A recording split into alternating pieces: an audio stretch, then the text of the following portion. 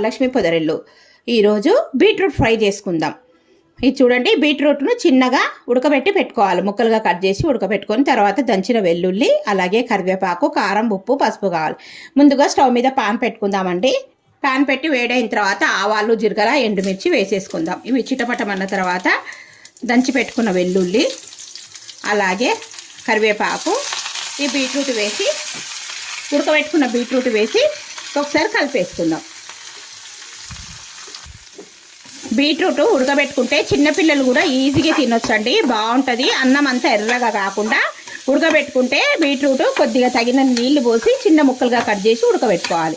అప్పుడు అన్నంలో కలుపుకుంటే కూడా ఎర్రగా ఉండకుండా కర్రీ బాగుంటుంది.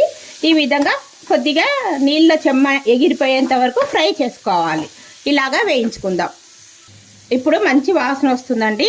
కొద్దిగా చిటికెడంత పసుపు, అలాగే రుచికి తగినంత ఉప్పు వేసి కలుపుకుందాము. ఇలాగా ఫ్రై కానియాలి, ఉప్పు, పసుపు. ఇప్పుడు చూడండి, నీళ్ళ చెమ్మ ఎగిరిపోయింది కదా. ఇప్పుడు రుచికి తగినంత కారము వేసి ఒకసారి కలుపుకుందాం. 1 టేబుల్ స్పూన్ ధనియాల పొడి.